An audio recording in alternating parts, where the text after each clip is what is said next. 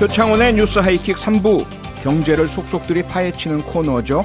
경제 프로파일링. 김윤경 기자, 김유리 리포터 오늘도 변함없이 함께 하셨고요. 네. 오늘부터 새로 합류해서 경제를 쉽게 프로파일링 해주실 분, 김치형 경제 전문 기자입니다. 어서 오세요. 네, 안녕하세요. 네, 반갑습니다. 고맙습니다. 네, 김유리 기자와 김윤경 기자와 김유리 리포터, 열렬한 환호. 김치형 기자에 대해서 열렬한 환영의 박수를 보내주셨는데 세 분 다 원래 아시죠? 네. 서로. 네. 네, 예전에 프로그램에서 뵀었던. 네, 아침 프로그램에서 김유리 리포터는 뵌 적이 있고요. 네. 또 김경 기자는 가끔 방송에서 만나서 네. 서로 토론을 좀 한 적이 있습니다. 네.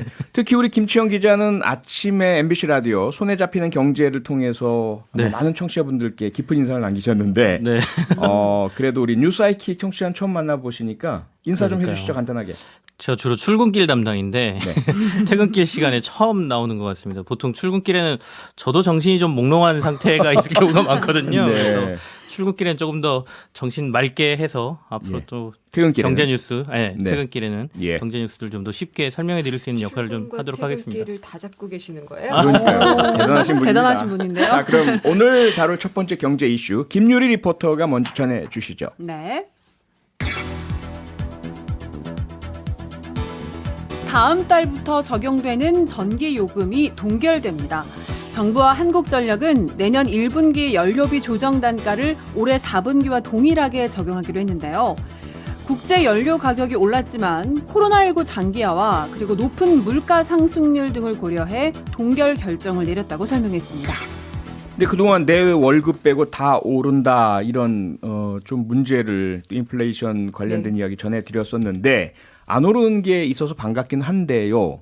이게 원래 전기료는 연동해서 연료비 연동해서 올라야 되는 거 저희가 아닌가요? 분기마다 짚었던 것 같아요. 그 말씀 계속 해주셨었잖아요. 분기마다 네. 짚어가지고 네. 동결을 했다가 4분기에 드디어 이제 인상을 했었죠. 인상 요인이 있었는데 동결을 했었기 때문에 그게 문제였다라고 얘기를 했는데 네. 이번에도 원래대로라면은 3원을 올려야 돼요. 어허. 근데 더 원래대로 치자면은 29원.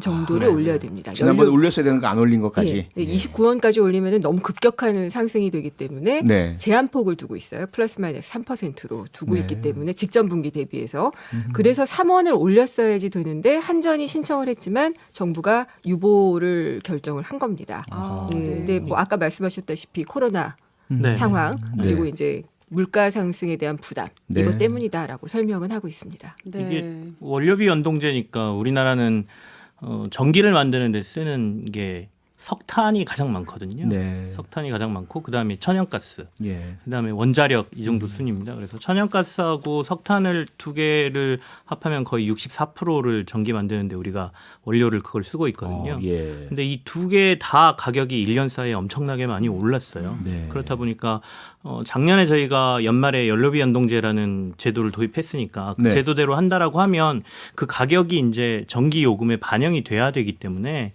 이번에도 올릴 수밖에 없을 것이다라고 얘기했는데 아까 김 기자께서 지적해 주신 대로 예. 정부에서 그걸 물가 상승 부담을 고려해서 이번에도 안 올린다라고 발표를 해버린 것이죠. 네. 네. 그 정부가 요금 인상 유보 권한을 발동했다. 예, 네. 이렇게 얘기를 하던데요. 근데 이렇게 해도 되는 거예요? 괜찮은 건가요? 되니까 일단은 하는 건데요. 네. 근데 사실은 또 오르면 오른다고 다들 걱정하시잖아요. 그렇죠. 근데 네. 또 동결하면 동결한다고 걱정을 하게 되는 게 네. 사실은 인상 요인이 있는데 그거를 잠재우고 있는 거는 언젠가 또 반영될 수 밖에 없기 때문에 네. 그렇기 때문에 이번에 올렸어야지 되는 게 아니냐라는 얘기를 다시 한번 드리게 되는데 네. 이게 사실 한국전력한테는 계속 부담 요인이 되거든요. 그러게요. 예, 그러니까 이게 그러게요. 적자를 감수하면서 계속 전력을 생산해서 공급을 해야지 되니까 네. 작년에는 그래도 유가가 내려가지고 영업이익을 봤던 한전이 올해는 지금 3조가 넘는 순손실을 낼 것으로 지금 예상을 하고 있거든요. 근데 한전이 적자가 되면 결국은 또 국민 세금으로 메우게 되는 그런 네. 경우가 생깁니다. 실제로 그렇게 보전해줬던 경우도 있었고요. 네. 그렇기 때문에 공기업의 부실이 또 국민의 부담으로 이어질 수 있다. 이 점에서는 한전의 적자를 걱정을 한다면은 네. 제대로 올렸어야지 된다는 얘기가 있고 네. 그다음에 이제 또 서민들의 삶을 위해서는 물가를 걱정을 해가지고 동결을 했었어야지 된다는 그런 의견이 팽팽히 맞섰는데 네. 예. 솔직히 뭐 전기 사용하는 입장에서는 요금 안 오르는 게 좋죠. 그러니까요. 근데, 그러니까요. 예. 실제로 아까 그 김인경 기자께서 지적해 주신 대로 2008년도에 네. 한번 한전에 손실 보전을 정부가 네. 해준 사례가 있어요. 그것 때문에 결국엔 이렇게 계속해서 임금 인상을 요금 인상을 막게 되면 네. 결국에는 세금으로 메워줄 거다라는 이제 부담을 갖게 되는 것이고요. 예. 2008년도 9월에 추경 예산을 해서 정부가 6,680억 원을 한전에 지원하겠다라고 발표한 적이 있었거든요. 네. 그리고 이제 아까 말씀하신 것처럼 정부가 함부로 이렇게 요금을 막을 수 있냐라는 거는 물가 안정에 관한 법률 4조에 보면 기획재정부 장관과의 사전 협의를 통해서 마지막에 그 전기 요금을 결정하도록 이렇게 돼 있거든요. 그러니까 예. 이걸 활용해서 사전 협의를 해서 결국엔 이번에 동결하도록 하겠다라고 발표를 할 수가 있는 것이고요. 네. 그리고 이제 분기당 한 3원 정도 위아래로 오르고 내릴 수 있고 연간으로 보면 작년 요금 비해서 5원까지는 올리고 내릴 수 있다 이런 규정도 있어서 네. 아무리 많이 올라도 3원. 그러니까 전년에 비하면 5원, 예. 아하. 전분기에 비하면 3원까지 올릴 수 있는 상황인데 네. 실제로는 다 반영했으면 이번에 킬로와트 시당 29원을 올려야 네, 되는 29원을 상황이었던 올려야지 거죠. 돼요. 그러니까 한전 입장에서는 굉장한 부담을 지금 안고 있다 이렇게 볼 수가 있습니다. 한국전력 주주들도 이렇게 되면 좀 화가 날 수가 있거든요. 그러니까요. 예, 그러니까 손실이 이어지게 되면은 당연히 네. 그게 주가에 또 반영이 되고 그렇기 때문에 지금 주주들이 예전에 그 한전 경영진을 주가가 떨어질 때 업무상 배임 혐의로 한번 고소를 한 적도 있거든요. 아, 예. 근데 뭐 지금 그렇게까지 나올 것까지는 아닌 것 같기는 한데 네. 어쨌든 한전의 적자가 누적이 되면은 여러 가지 문제가 생긴다는 점도 감안을 하셔야 될 것 같아요. 과거에는 저희가 어렸을 때 한국전력은 국가기관이라는 네. 인식이 있었는데 이게 기업화, 민영화가 된 거 아닙니까? 사실 대주주는 아직도 정부입니다. 그러니까 한전을 아까 이렇게 할 수 있는 거는 네. 한전의 주주 구성을 보면 산업은행이 32.9% 가지고 있고요. 네. 정부가 아직 18.2%의 주식을 가지고 있으니까 예. 총 지분율이 정부가 51.1%거든요. 네. 여기에 국민연금이 6.42%를 또 들고 있어요. 네. 그렇다 보니까 이제 어떻게 보면 상장은 돼 있지만 대주주는 정부기 때문에 정부의 입김이 작용할 수밖에 없는 것이고요. 이걸 완전히 민영화시켜도 문제가 생기죠. 그렇죠. 진짜로 이익에만 모든 걸 초점을 맞춰서 요금을 마구 올려버리면 네. 국민들 생활에 문제가 생기기 때문에 그런 나라들의 예가 좀 있었잖아요. 네네. 우리나라는 한전만이 유일한 전기를 생산하고 공급하는 나라이기 때문에 네. 정부 입장에서도 어느 정도는 들고 있을 수밖에 없는 상황입니다. 네.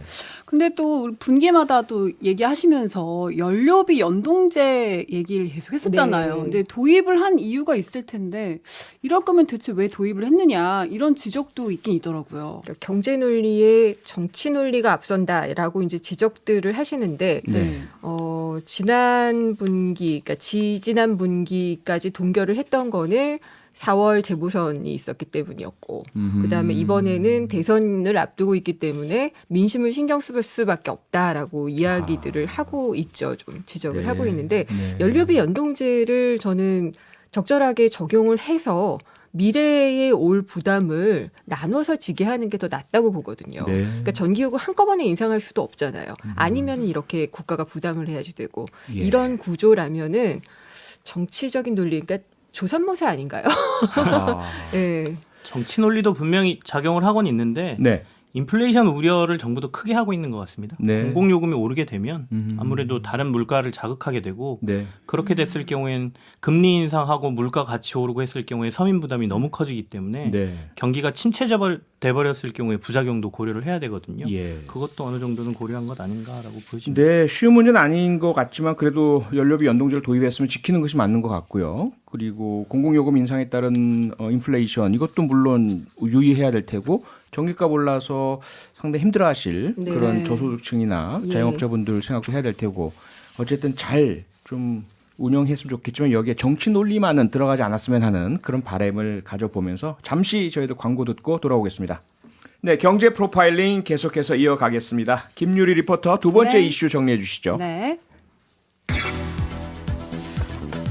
세계적으로 오미크론 바이러스가 확산하면서 경제 활동에 제약이 가해지고 있지만 미국을 비롯한 중앙은행들은 금리 인상을 앞당기는 등 매파적인 통화 정책을 펴고 있습니다. 오미크론보다 물가 상승 압력 장기화가 더욱 심각하다는 우려가 커지고 있기 때문입니다.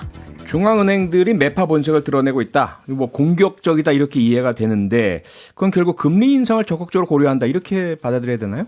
그렇다고 봐야겠죠. 네. 예, 근데 매파 본색이라는 표현은 별로 안 좋아하는 게 매파였다가 비둘기였다가 해야지 되는 게 중앙은행의 본색이거든요. 예. 예, 지금은 물가가 많이 오르고 있고 네. 그동안에 굉장히 돈을 많이 풀었었잖아요. 네. 그렇게 해서 경기를 부양했던 유동성도 걷어들여야 되기 때문에 중앙은행의 표현으로는 금리를 정상화한다 이렇게 표현을 하죠. 그동안 네. 워낙 저금리였기 때문에. 그래서 지금 연준 같은 경우에 미국 연방준비제도 같은 경우에 이번에 이제 테이퍼링이라고 해서 네. 양적 완화 속도를 조금 더 올리기로 했죠. 그래서 좀 시점을 앞당기고 그렇게 네. 되면은 이제 금리 인상도 원래는 뭐 내년 하반기쯤으로 예상을 했었는데 6월이나 빠르면 3월에도 금리를 인상할 수 있다. 이런 얘기들이 좀 나오고 있고요. 네. 뭐 이것뿐만이 아니라 이제 연준의 이런 결정이 나오니까 영란은행, 영국 중앙은행 같은 경우에는 금리를 올리기도 했어요. 그쪽도 인플레가 굉장히 심한 상황이거든요. 예, 그래서 뭐 계속 선진국들이 좀 올리고 있는 그런 상황이죠. 네. 우리 한국은행도 이미 금리를 2번이나 올렸잖아요. 그렇죠. 예. 올해 이제 2번 올려서 연으로 치면 기준금리가 연 1% 수준이잖아요. 네. 미국은 아까 이제 양적 완화를 속도를 조절한다라고 말씀해 주셨는데 미국은 아직 금리를 안 올린 상태고요. 네. 금리를 올릴 환경을 조성하고 있는 상황이거든요. 아직은 네. 돈을 좀 풀고 있고 예. 이 돈을 푸는 걸 축소하는 줄이는 과정을 속도를 좀 높여서 네. 내년 3월이면 이거를 종료하겠다라는 계획을 이제 이번에 발표를 한 거거든요. 네. 3월 이후부터 지금 미국 전문가들의 의견은 2년 동안 매년 3차례 금리 인상을 할 것이다 이렇게 보고 있습니다. 그렇게 되면 미국의 기준금리가 연 1.5% 수준까지 올라갈 걸로 예상이 되거든요. 네. 그러면 우리나라는 생각해야 될 게 물가를 잡으려고 하는 금리 인상 플러스 미국하고의 금리 역전이 안 되게 하는 것까지 고려를 해야 되거든요. 그러니까 돈의 값어치가 네. 미국이 더 비싸지면 우리나라에 있던 달러나 돈이 미국으로 넘어갈 가능성이 있으니까 우리는 그것도 막아야 된단 말이죠. 그러니까 1.5% 이상으로 만들기 위한 또 다른 금리 인상을 또 해야 되는 상황이기 때문에 예. 결국에는 우리나라도 내년 초에 한 번 더 할 것이다. 그리고 네. 미국보다는 선제적으로 해야 안 빠져나가고 유지를 할 것이다. 라고 지금 보고 있는 것이죠. 미국 연방준비제도 이사회에서 계속해서 금리 인상 얘기가 나오고 있고, 그리고 영국 은행, 중앙은행도 금리 인상을 했고, 우리나라도 어쩔 수 없이 계속해서 금리 인상 보조를 발맞추고 있는 상황인데, 유독 중국에서는 네. 오히려 금리 인하를 했다면서요? 네, 중국은 지금 대출 우대금리, 1년 만기 대출 우대금리가 기준금리로 간주가 되고 있는데, 예. 지금 거기는 금리를 고시를 해요. 네네. 내려서 고시를 했습니다. 근데 이게 사실 20개월 만에 처음인 것으로 제가 알고 있거든요. 그러니까 네. 경기 하강에 대한 우려가 지금 큽니다.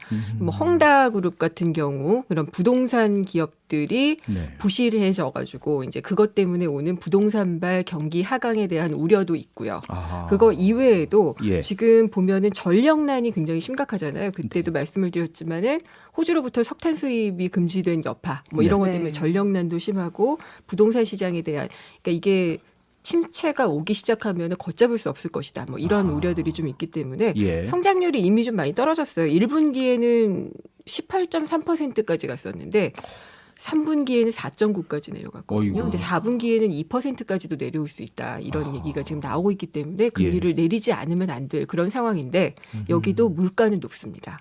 그렇기 네. 때문에 물가를 잡느냐 경기 하강을 막느냐 고민을 하다가 결국 경기를 택한 것 같습니다.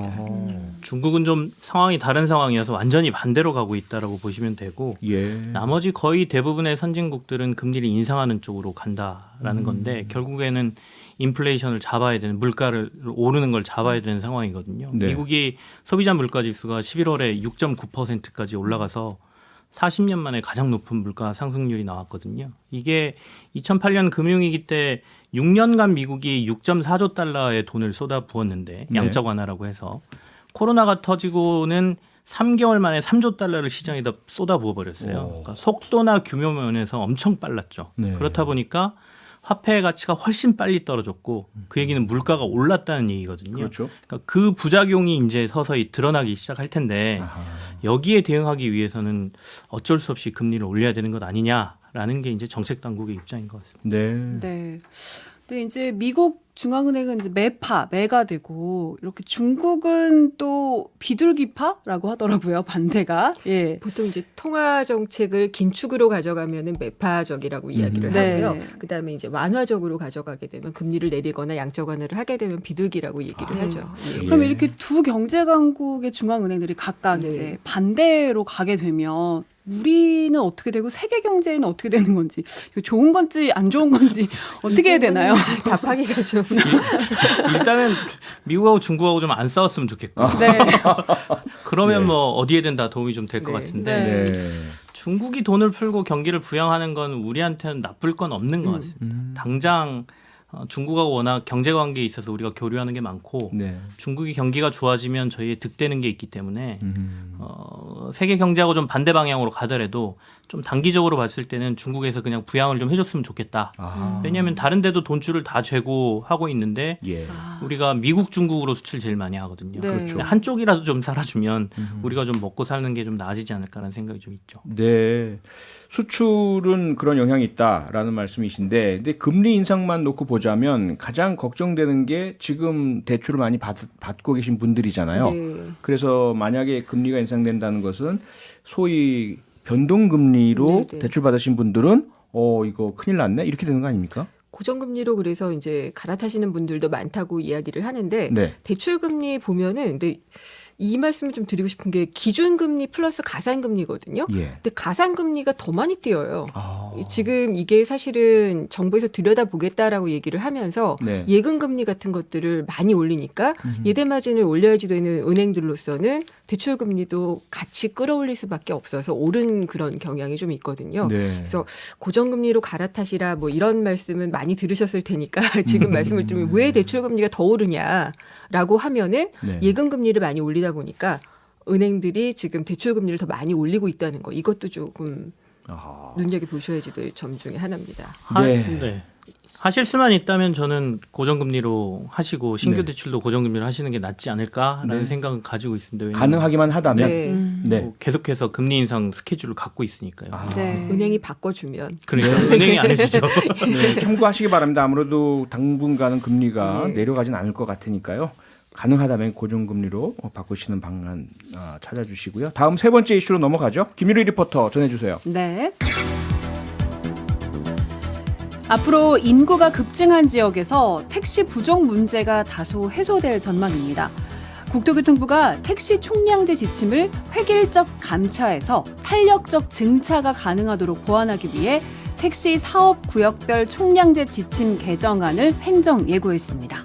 정부가 택시 총량제 지침을 개정한다 행정 예고를 했다는데 이거 좀 설명 좀 해주시죠. 어렵죠. 제가 할까요? 예. 네. 이게 이제 정부가 택시가 과잉이라고 판단을 하고 네. 기본적으로는 감차를 하겠다라는 계획을 갖고 있었습니다. 그래서 택시 총량제라는 걸 뒀고요. 네. 전국을 156개 구역으로 나눠서 인구와 택시 이용률 등의 데이터를 보고 적정 운행 택시 대수를 가지고 관리하는 거라고 보시면 되는데요. 아하. 쉽게 생각하시면 최근에 대출 총량제하고 비슷하다고 보시면 됩니다. 예. 그래서 이렇게 하다 보니까 전국 지역을 이 데이터를 가지고 일괄적으로 적용하다 보니까 신도시 같은 데들 갑자기 인구가 늘어나고 하는 데들은 네. 택시가 부족한 상황들이 발생하다 보니까 갑자기 늘릴 수는 없으니까. 이 부분을 탄력적으로 이용해서 이 지역만은 택시를 좀 더 늘릴 수 있도록 해주겠다라는 개정안이 이번에 나왔다고 보시면 됩니다. 네. 네.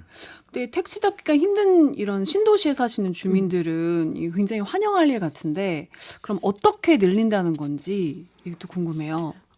전국 평균으로 보면 택시 한 대당 커버하는 인구수가 309명 정도 되거든요. 네. 근데 일부 신도시에는 한 대당 900명까지도 이렇게 오, 부족한 현상이 나타나고 있는데 이럴 경우에는 평균의 250%까지 되게 만들어주겠다는 거예요. 그러니까 이게 무슨 얘기냐면 아까 309명이었으니까 네. 309명을 250%로 하면 한 750명 정도는 커버할 수 있게 만들어준다는 얘기는 택시 대수를 조금 늘릴 수 있게 해준다는 거거든요. 네. 그렇다 보니까 증차가 좀 허용될 것이다. 일부 지역에는. 네. 그러면 부족 현상이 좀 해소될 것이다. 이런 예상이 가능한 것이죠. 네. 증차가 허용된다가 바로 택시 증가로 이어질지. 왜냐하면 최근에 제가 본 기사 중에는 택시 기사분들께서 너무 힘드셔서 네. 코로나19 여파라든지 여러 가지 것들 때문에 아예 그만두시는 핸들을 놓으시는 분들. 예, 예. 그만두시는 분들 많으시다면서요? 그게 통계가 딱 맞는 통계를 가져오지를 못해가지고 짐작으로만 말씀을 드리는 것이지만은 네. 네. 일단 택시 기사분께 직접 들은 얘기인데 네. 어렵기 때문에 그만두고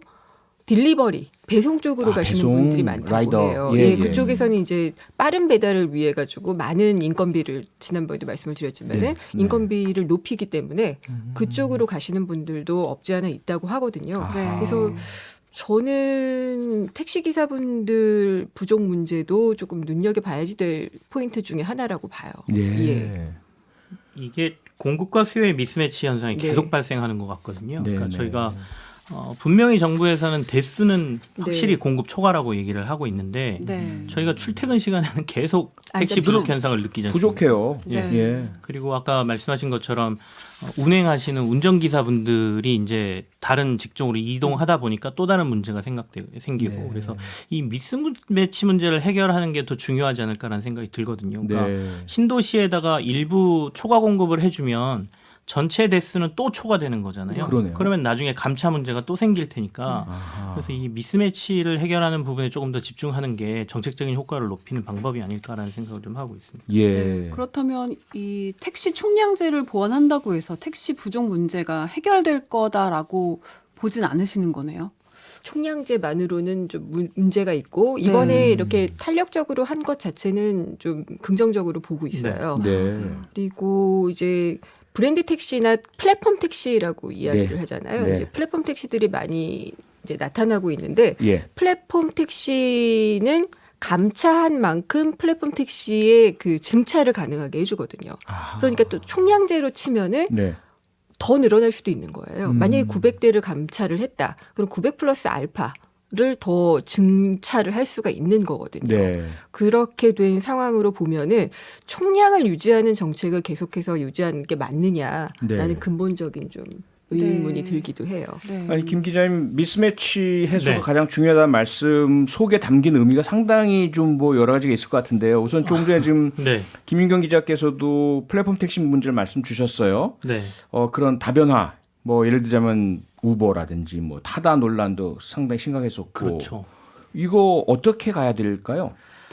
사실은 이 총량제를 하면서 정부가 감차 목표를 세우고 있는데 네. 감차가 제대로 안 이루어지고 있거든요. 네. 그러니까 전국 평균으로 보면 전체 감차해야 될 목표량 중에 고작 5% 정도만 감차가 되고 있는 걸로 정보가 나와요. 데이터가. 네. 근데 그 이유를 보면 택시 면허 라이센스 굉장히 비싸잖아요. 예. 사실 총량제를 하고 있기 때문에 많게는 1억 원에도 거래된다는 얘기가 있었는데 정부가 이걸 라이센스 반납하면 보조금 1,600만 원 정도 주거든요. 예. 그러니까 감차가 전혀 안 되는 것이죠. 시장 가격하고 안 맞으니까요. 그러네요. 그 문제도 좀 있고요. 말씀하신 대로 플랫폼 택시나 플랫폼 공유차 이런 것들을 허용하자니 너무 반발이 심해서 지금 못하고 있는 상황이니까 그렇죠. 이렇게 미스매치가 일어나는 일부 지역에는 과감하게 이런 것들을 좀 허용해 주면서 시범적으로 해당 지역만 예, 시범적으로. 택시 사업자들하고 손을 잡고 할 수 있게 좀 열어주면 네. 뭔가 새로운 방법들을 우리가 찾아낼 수 있지 않을까. 사회적인 합의가 좀 필요한 부분이 있지 않습니까? 플랫폼 사회적 택시 합의. 같은 경우에는 많이 규제가 완화가 네네. 됐고 예. 그다음에 이제 차량 공유하는 네. 문제. 그러니까 이게 이런 식으로 되면은 전체적인 차량은 줄어들 수가 있잖아요. 네. 그리고 점점 소유보다는 공유로 가고 있기 예. 때문에 차량 공유제 같은 경우에 지금 많이 규제가 되고 있어요. 그러니까 지금 개인 간의 차량을 공유하거나 중개하는 것들은 금지가 되어 있거든요. 네. 근데 얼마 전에 좀 긍정적으로 본 것이 규제의 샌드박스. 네. 네. 일부만 이제 규제를 완화해주는 규제 샌드박스로 해서 예. 아파트 내에서는 자신의 아파트 내에서는 아파트 내에서는. 차량 공유 가능하게 해주는 그런 업체가 생겼거든요. 네. 그런 걸 보면은 어느 정도 이제 좀 선진적인 미래적인 방향을 생각하고는 있구나라고 생각을 하고 있어요. 네, 쉬운 문제는 아닌 것 같고요. 사회적 합의라는 참 마법의 말 이게 네. 잘 실현됐으면 마법의 좋겠습니다. 이 사회적 합의 과정에서 상당히 힘든 과정을 좀 간접적으로 제가 경험을 해봤기 때문에 앞으로는 잘 이루어지길 바라겠습니다. 경제 프로파일링 오늘은 여기서 마치죠. 함께해 주신 세 분, 김유리 리포터, 김치형 기자, 김윤경 기자 세 분 고맙습니다. 네, 감사합니다. 평일 저녁 6시 5분에 여러분을 찾아갑니다. MBC 라디오 표창원의 뉴스 하이킥.